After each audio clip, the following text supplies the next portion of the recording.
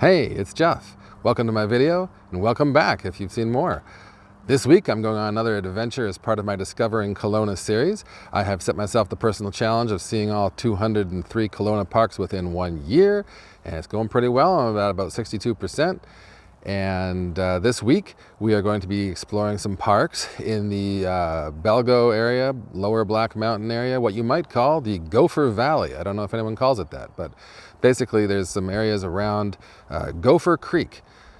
We're going to see some parks there. We're going to see one on Mine Hill, we're going to see one on Mount Kirschner, and we're going to have a look around and see what there is. So it's an interesting neighborhood. It's broadly speaking to the east of Kelowna. It is even to the southeast of Rutland. So these are lands on the north side of Mission Creek, below the benches, east of the benches. So it all used to be a ranch. Over 100 years ago, it was all a ranch owned by the Lakeem brothers. And then it was bought in 1913 by the KLO company, who wanted to turn the benches into orchards and sell those to people. And they kept the benches, and they sold off this eastern part of the property to another company that developed it for agricultural purposes. But also it became an important part of the Black Mountain Irrigation District. So we'll talk about that as we go through today too. Hopefully we'll see some nice shots of Gopher Creek and other areas around. Hopefully we'll see some nice views from the hillsides and things, and I hope you come along and see the parks that I discover today.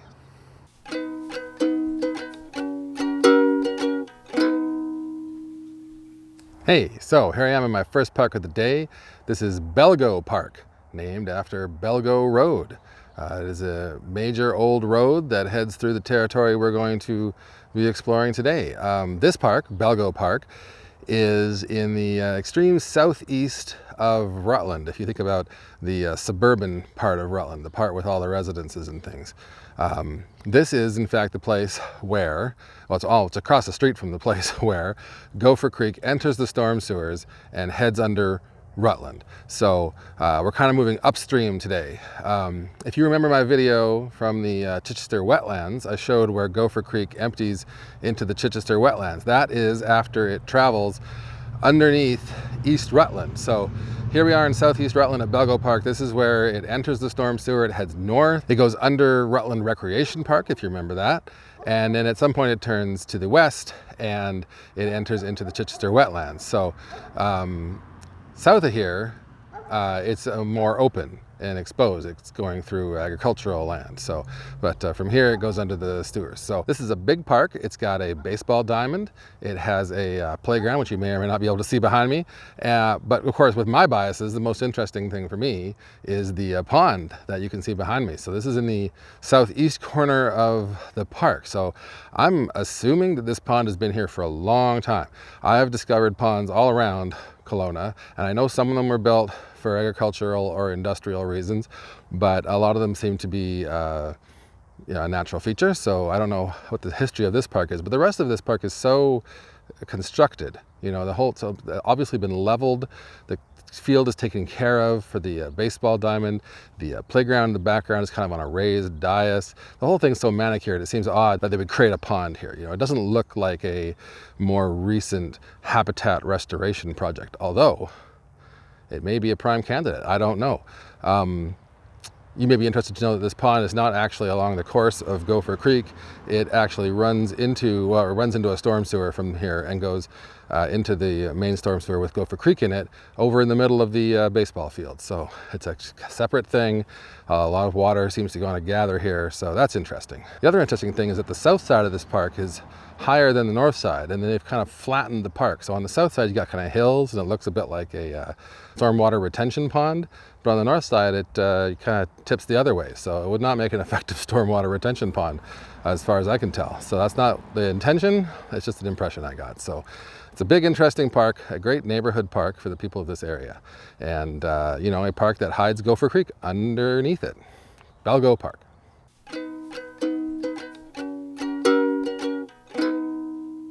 Hey, so here I am coming to you for my second park of the day.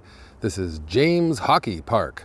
Why is it called James Hockey Park? Because it's at the end of James Hockey Place. This is an interesting park. You might even say it's an odd park. I'm not sure if it's undeveloped. I'm not sure if it's waiting for something or if it's just, we'll take what we can get.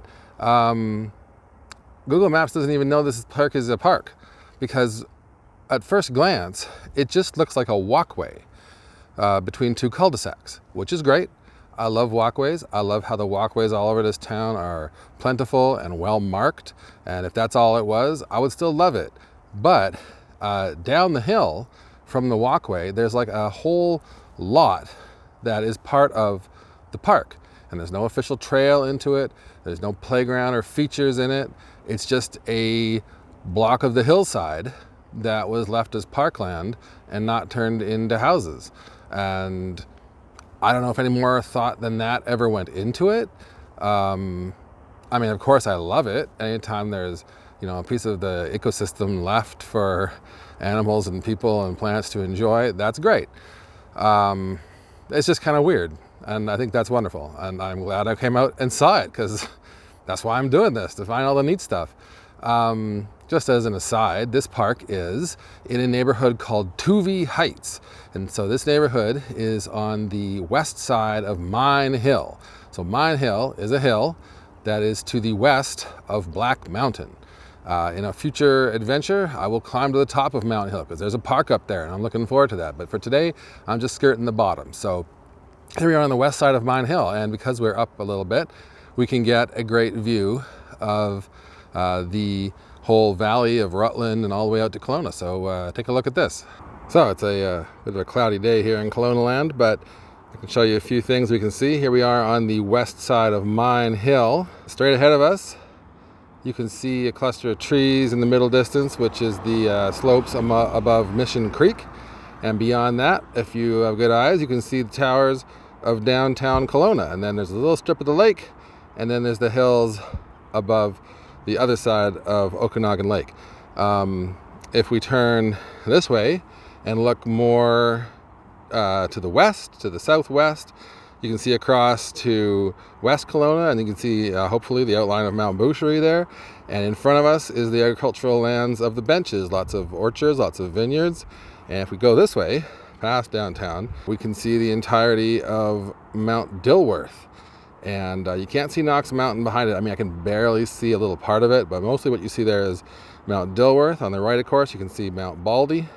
And behind it are some of the ridge of the Glenmore Highlands. So, a lot of the same things that we saw from Tower Ranch, but from a different perspective. Yeah, so that's what we can see from Mine Hill. And I'm sure when we go up to the top, we will see even more. So I'm glad I came, and I'm glad I checked out James Hockey Park.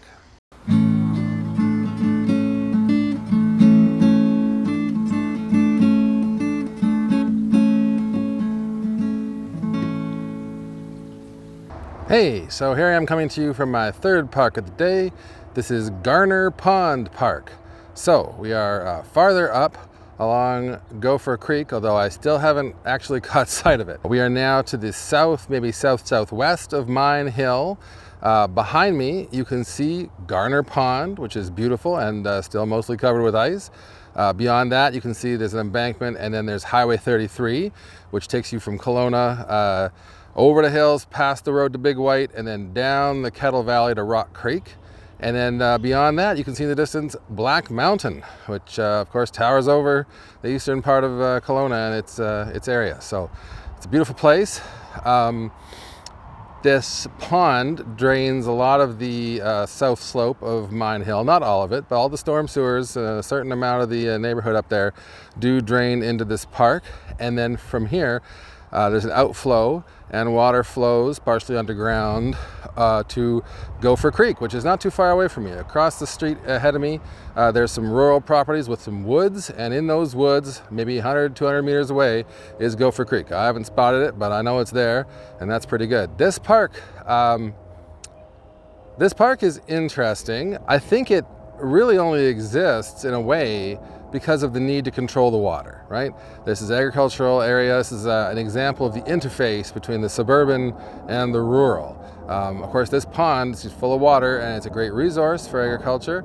It also needs to be controlled so that it doesn't overflow. It's a place to store storm water. It's a place to get water. It's also, a place where once you have the water, you don't want to get hurt by the water. So The only way into this park, like most of this park is surrounded by a fence. The only way in is through a gate that says no parking nearby, because it's right by the storm sewer infrastructure. So that seems to be the priority with this park. This park only covers a quarter, maybe at most, of the area around Garner Park. So it's not like the entirety of Garner Park has been protected. The land you see behind me is zoned as agricultural land. There's a house in the distance. I don't know if you can see it, but there's someone's got a horse in their backyard around here, and it's it's all been used for over 100 years by ranchers and farmers and different people around. One interesting thing about this park is that it is, like many of the ponds around, home to painted turtles, and of course they're all hibernating under the ice right now, but in April they wake up and they start to breed and they start to migrate, and from here they actually walk to Belgo Pond, which is further to the southwest. So it's an important protected corridor. So even though there's a street that runs between them and some other properties, there's enough of a woodland that they still make the trip. And you can see they got signs up saying, turtle crossing, watch out, don't run over the turtles. And that's good to protect them, because they are an endangered species in this area. So this park doesn't have any playground, any picnic tables, doesn't really have any inviting features. I think it's really here to give the city access to the pond and to help regulate the water system. So a bit of an odd park, but it's always nice to come and have a look at the lake and the turtles and everything. So, and hey, look, great view of Black Mountain. So come on, check out Garner Pond Park. Hey, so here I am at my fourth park of the day. This is Bella Vista Park. This park is up on Mount Kirschner, or is it Kirschner Mountain? I'm not sure. Either way, it's a hill. It is a hill on the other side of Gopher Creek from Mine Hill. So we're still not far east enough to be into Black Mountain and all those big mountains, but this is a good size hill, and it does have an amazing view. So you can see from here, beautiful views of the lake, the benches. Today they're burning stuff down there. I'm not sure what that's all about, but I assume it's controlled. You can see downtown, you can see Dilworth, a lot of the same stuff we saw from Mine Hill. I would say this view is better. This view is amazing. You can come to this park just for the view, but it has other features. So you can see behind me, it's got a charming evergreen themed playground. So people around here clearly love to live among the pines, which is awesome. That means the pines will stick around for a while. You can see behind me probably there's a trail. This is a very steep park. So behind me, that whole hillside leads up to Loseth Road. And below me, down the other way, it's a steep hill all the way down to another street down at the bottom. I think that's Bella Vista down there. So this is a very steep park with a lovely trail. You can feel like you're hiking just for a few hundred meters. This park actually reminds me of Terrace Hill Park. So if you saw my journey into the Glenmore Highlands, I went to Terrace Hill, and it was just a slice of hillside with a park right in the middle. And that's what this is, only much bigger, and the views are incredible. So, it's the only park on Kirschner Mountain, and it wouldn't even be here if they hadn't subdivided it. But it is a nice park. And in fact, to the east of this park, there is more park land. It has not yet been labeled as a park, but a trail has been put through it. So development continues, and this park might be expanded in the future, or there might be an adjacent park. It's like a walkway from different streets to the other streets, and why not? Instead of just having a narrow sidewalk with chain link fences, you can have pines and grasses and a bit of the old ecosystem to remind you of what this hill used to be. So definitely check out Bella Vista Park.